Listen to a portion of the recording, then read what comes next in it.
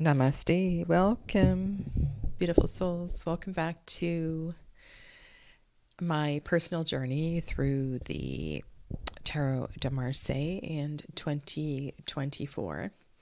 And today I feel a little ill-prepared in discussing the Tower. However, I was just reading a comment from D Lady, who has been commenting on many of these videos, also contributing to the chat. And that has to do with watering down of original meanings of cards, whatever they may be. That there is a danger in contemporary tarot of, can I say, completely contemporizing the cards, making them mean what we need them to mean with no due respect for historical context. And we were discussing in terms of the Le Pendu, the Hanged Man card, and I think it's definitely worthwhile discussing. And if you are interested, please go back to that video and as well the comments down below. So thank you, Dee, for your contributions as usual. Now, this particular card, as well as the one from the previous episode, the Devil, were not in the older Visconti Forza decks. Maybe. And the reintroduction of these cards into the tarot, I want to talk a little bit about that history. And I'm reading from this book, A Cultural History of Tarot, by Helen Farley.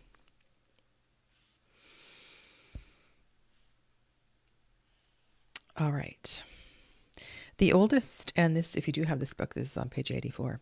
The oldest extant example of the card meaning the Tower, was from the misleadingly named Gringoner deck, tentatively dated to around 1475. Among the names used to designate this card in subsequent packs were the Fire, the Thunderbolt, the Lightning. In later decks, it was called the House of the Devil, the House of the Damned, and in the Tarot de Marseille, it was called La Maison, Dieu, the House of God. La Maison, Dieu. And also, notice there's no de, right? There's no de, Dieu. It's the God House. Tom Tadfer Little and Robert O'Neill hypothesized that the Tower and the Devil cards were omitted from the earlier decks as they were considered distasteful to the nobility.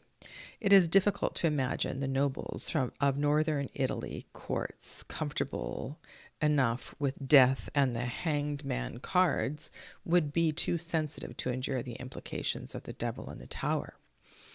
The Tower from the Gringoner deck corresponded to images found on many subsequent decks. A castellated tower was crumbling, fire struck it from the sky, and was also evident within the tower itself. Many examples of this card included people falling headfirst to the ground. In order to confidently state whether or not this card belonged to the Visconti tarot sequence, I would need to formulate a place for it in the narrative of the Visconti history. And then she goes on to go through that over the course of a couple of pages. And I just want to read to you the conclusion. The Tower card had been part of the original hand-painted Visconti decks. It is not difficult to explain its significance within the context of Visconti history. The Della Torres were bitter rivals of the Viscontis for some 50 years. The coats of arms of various branches of the Della Torre family often bore towers of the kind illustrated on the Tower card, some even with flames licking from the windows. In addition, the flames would have also symbolized the ultimate ruin of the Deleitores, which could be interpreted as being the result of divine intervention. Hence, the fire blazing down from the sky. For these reasons, I am confident that the tower was part of the original Trump sequence, its name soon forgotten, just as the exploits of the family were all but erased from the annals of Italian history. It's really quite an interesting book that I need to actually read cover to cover. And the reason that I want to take time to explore the various possible interpretations of some of these cards is to reflect on the nuances, and hello Arya, by the way, welcome. The nuances of meaning that we may skirt over in contemporary readings. I want this year of, or this revisit of the Tarot de Marseille to somehow inform and shift the way I read the tarot in general. And so I take these historical perspectives, mull them over, digest them, and do my best to apply and reflect on what is going on. Now, in J.M. David's Tarot de Marseille, very, very interesting historical context, including one of the, what would you call it, an apocryphal gospel stories of the infant baby Jesus going into Egypt with his parents, and the connection to the falling of false idols. It's very well done, and if you have that PDF, I encourage you to go back and to reread that as well too. But one thing that speaks to me on every level, and something I want to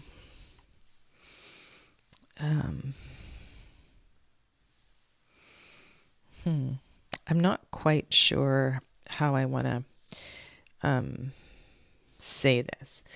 I mean, nothing too deep or powerful here, but all of the dots, the fire, the flames that we see in this card, it reminds me of present astrological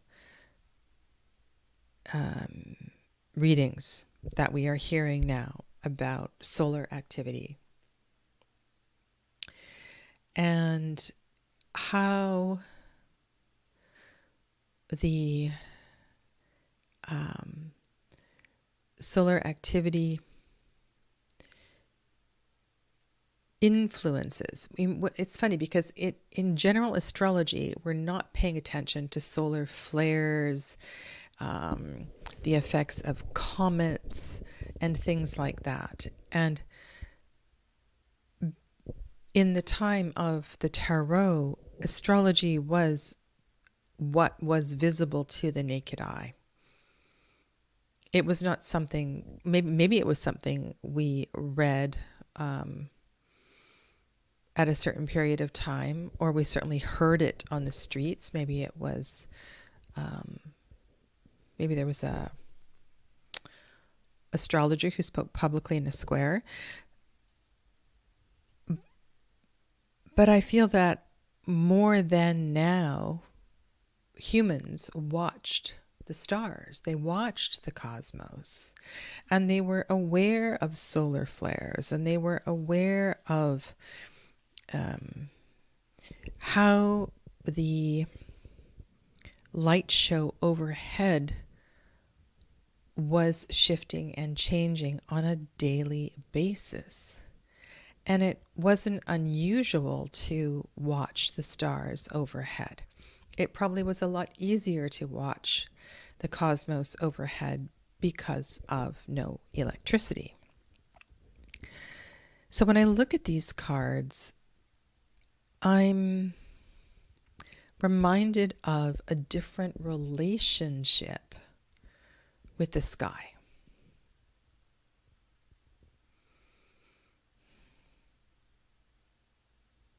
And maybe more of a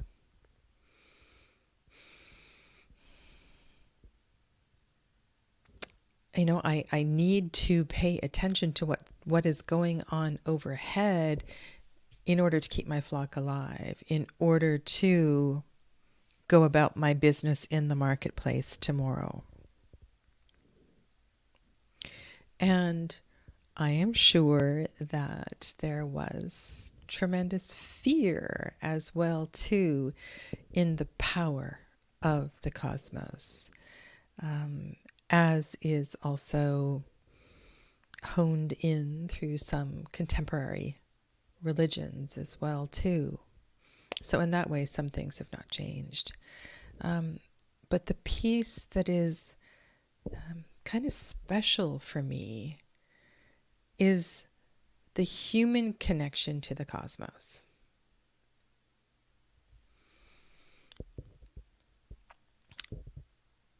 In David's book, he ends with a very short paragraph. He uses the word cleansing. And you also need to think, or not I want to think about the sequence of cards: Devil, Tower, Star. Because that is also highly significant. And if we have not sufficiently heeded the message of the devil, cut the cords, shifted energy, which was foreshadowed in the Temperance card as well, too, the effects, I believe, of the Tower are only going to be amplified.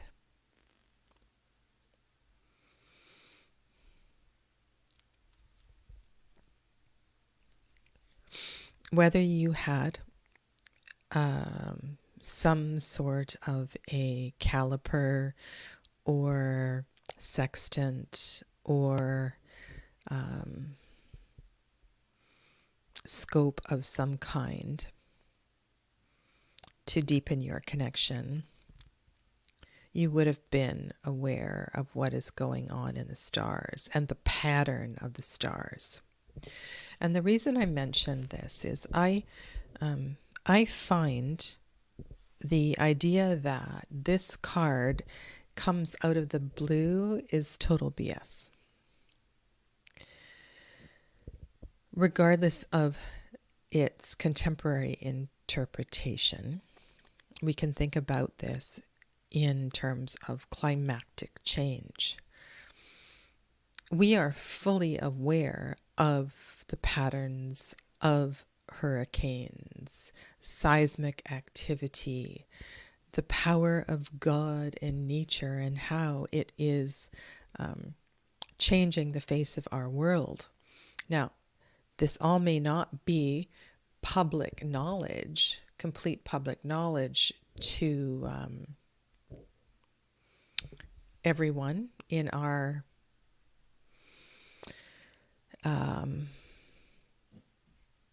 world. Some of it may, excuse me.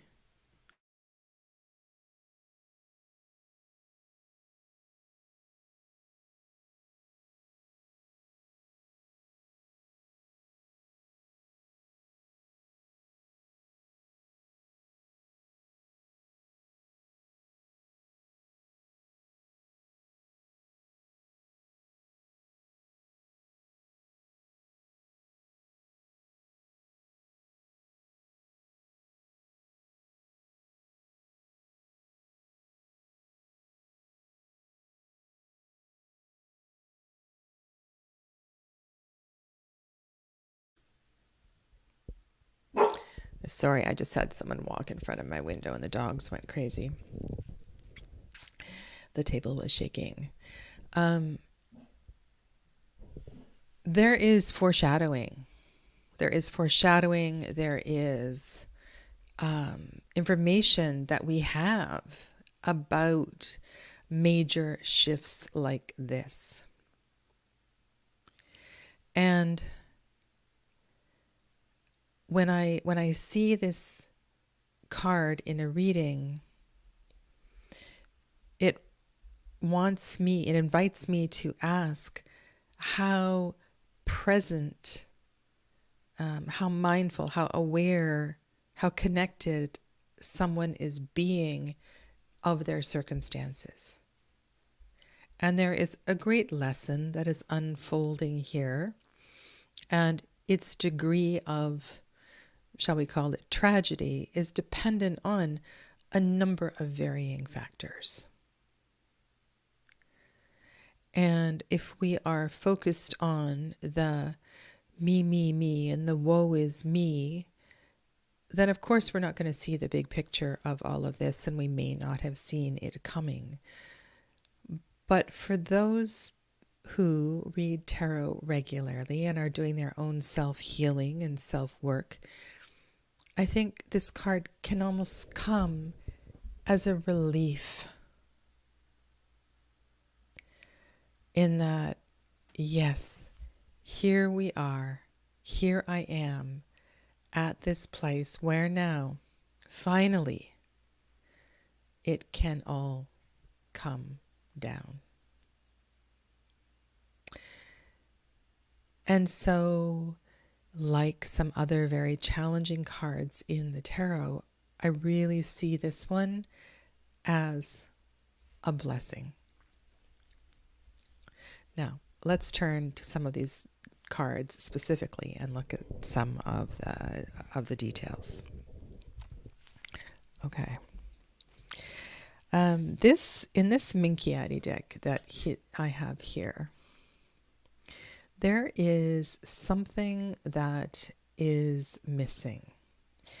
I saw a post this week on Facebook, and in many of the decks that have a very similar image to this,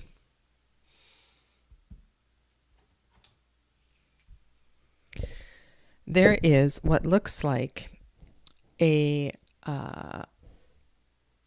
object on the ground here. And if there is one in this deck, I cannot see it. It may be a censer, an incense burner. It could be some sort of other article of ritual. It feels to have some significance, especially in that she walks right over it. And I'm assuming she is walking out of a burning building. And yet, I really like this card, especially following the devil. It almost looks like she is escaping from a house of ill repute, or she is escaping from a house of violence or something. I mean, you could make up any number of stories here. I feel like this is someone who has the straw has broken the camel's back here, and I am taking charge of this moment and leaving this burning building, which can no longer sustain itself. In a way, the power that I see in this card reminds me of, oh my goodness, I almost don't want to mention it, but the Everyday Witch Tarot. There is a witch who has a wand in hand, looks back over her shoulder to the tower, and it looks almost as if she intentionally took the tower down. And it's that kind of energy that I'm feeling here. I did a spread in class today based on my reflections of this card and what it stands for at many levels. And one thing that occurred to me is that when you walk into a ruin, the foundation remains. There is information that we can learn from a foundation. And at least in part, it is there for us to examine. So that was a really important piece for me. And then I was reflecting upon the towers that we build. And I can't remember which one of you, what book or where this came from, but these layers of protection, the literal towers that we build, the walls that we build, serve us for some time. They are indeed something that we need.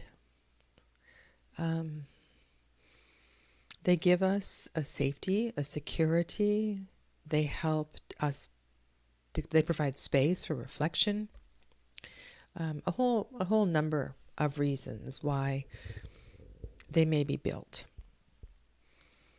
However, we all know that if we stay in that level of protection and imprisonment for an extended period of time, we will wither away and die.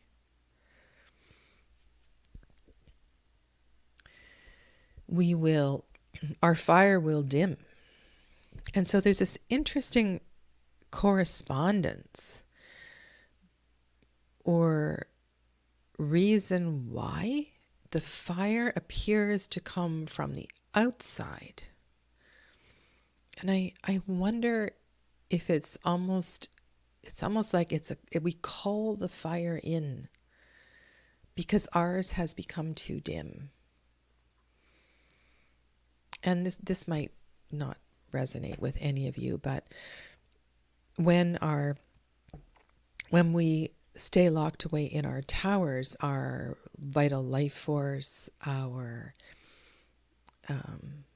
anything connected to solar plexus stuff, it dims and we can become quite depressed and dark. So it's almost like we become a magnet for the opposite. And that what appears to be a strike is actually a calling to awaken us and destroy the tower that we needed for a time. But so the tower breaks down. We thank it and we move on. And then the third part was the crown up at the top. And the crown might represent something different for each of you. But what I did in this reading was I had the crown fall, the cards representing the crown fall down. And it's almost as if those cards now become free to wander.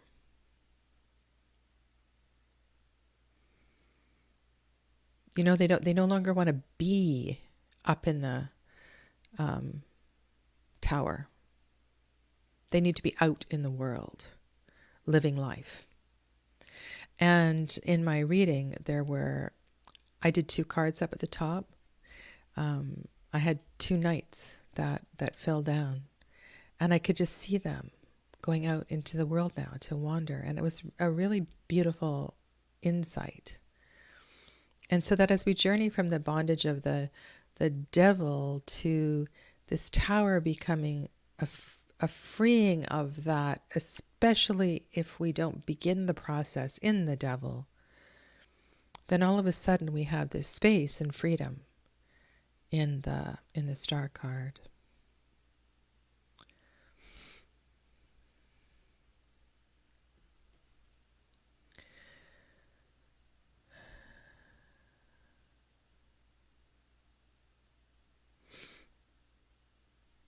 And I appreciate this comment. And no, it's not the same thing. And this is a really important example of why we must ask good questions in doing a tarot reading. The time taken to narrow down the question is, I believe, is directly proportional to the insight or efficacy of the reading.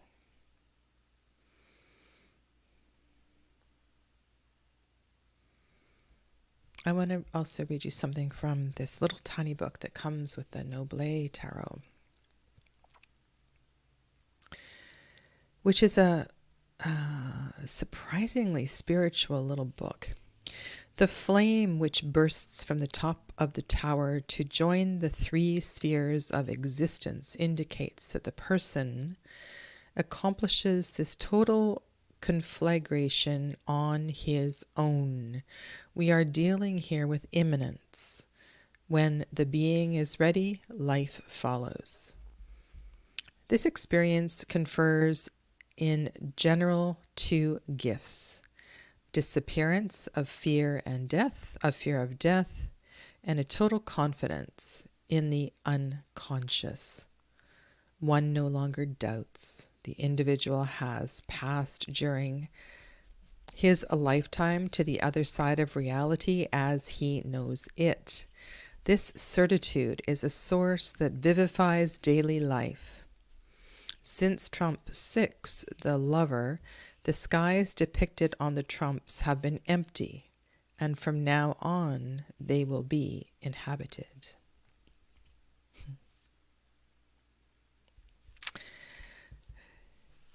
It's just so fascinating to me. All right, so let's look at these one by one. This is the Jacques Villa V, and I know there is more to the story. I believe there's the yellow flowers, the goats, the goat herd looking up to the solar flares that fall from the sky.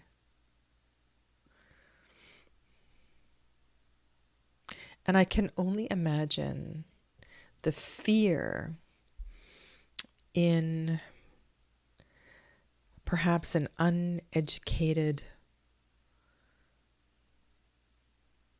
young person looking up to the cosmos. He's been put in charge of caring for this herd, and one of them or more could be affected by what's happening in the sky. I mean, it's kind of a terrifying thought,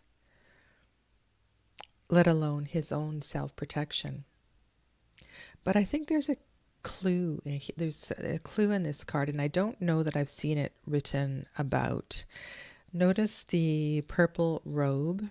Also in the next card, the star card, the older man has a purple robe, I'm noticing, signifying perhaps a connection to spirit, to a higher frequency. So this kind of card I find really fascinating. Now, I don't believe I have a tower card with a secret door. Do any of you? Because I know there is some discussion about the secret door in the tower, the way in, the way up, something like that. And I'm just remembering now about that story. So let me know if you have one of those cards. This one here is the Jean Payen, really one of my favorite decks of the Tarot de Marseille. And there's something here that's kind of bizarre in the way that it is depicted.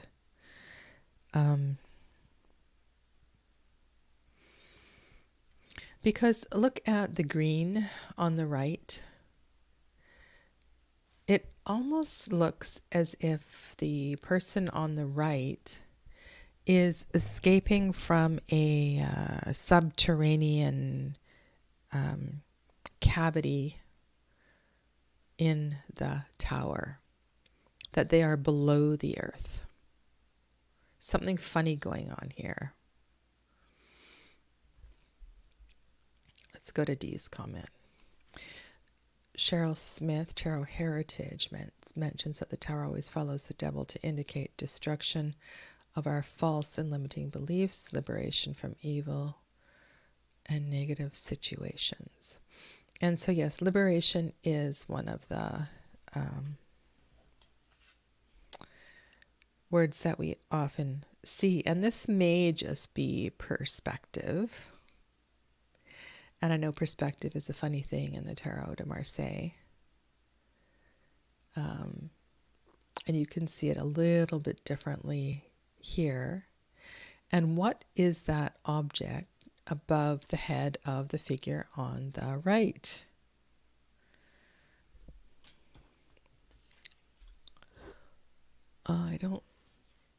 I can't identify what it is in this deck. I mean, is it just a rock or is it something else? It appears to have more of a shape to it.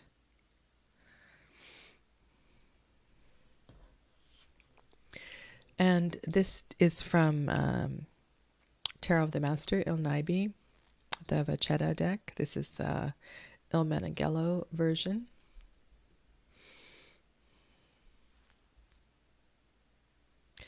And this iteration of the card really feels like the fall of the establishment, the fall of man, the fall of a particular family.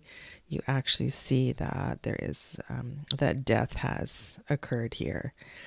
And in not too many tower cards do you actually see death, which is interesting in itself.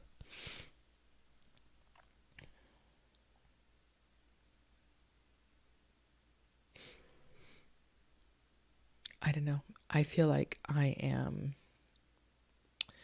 sometimes reading too much into the little details because I want to find a secret that I can hold onto and build into my interpretations. And here again, on the right side, to me, it looks like someone is crawling out from the basement or a subterranean passage within to escape the tower rather than hiding in the bunker. And it appears all have a safe landing. This is the Fine Dilatory that I've shown you many times. Jodorowsky speaks about a secret door, but I don't have his deck to see if it has a secret door. But if it can be seen, then it's not secret, is it? No, this is true. And I'm sure many a tower, many a castle had secret doors and secret passages. And so this card invites all kinds of consideration. The sequence, 15, 16, 17. The relationship between man and the cosmos. And the fact that there is so much fallout in the sky.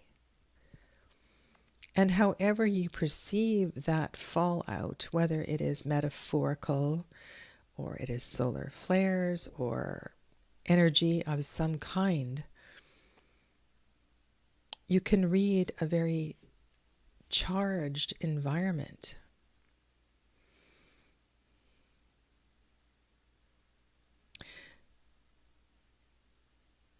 The fall of establishments, whether it is the church or a powerful family,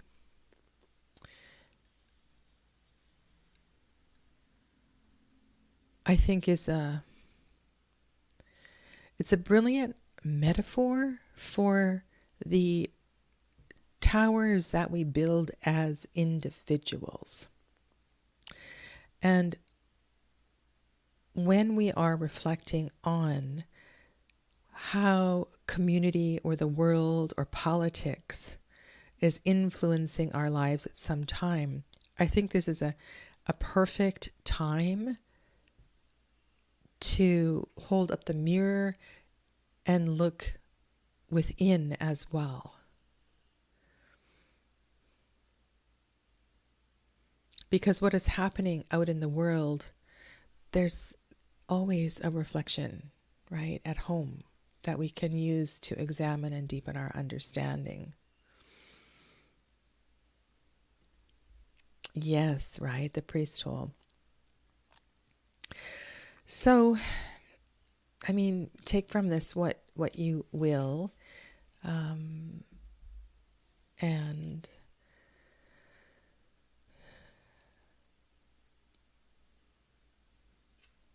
it's, I think, first and foremost, it's a card that invites a conversation about being present with life, being mindful of, like I said, the outward and inward reflections. If we are walking around obliviously, which the goat herd is not,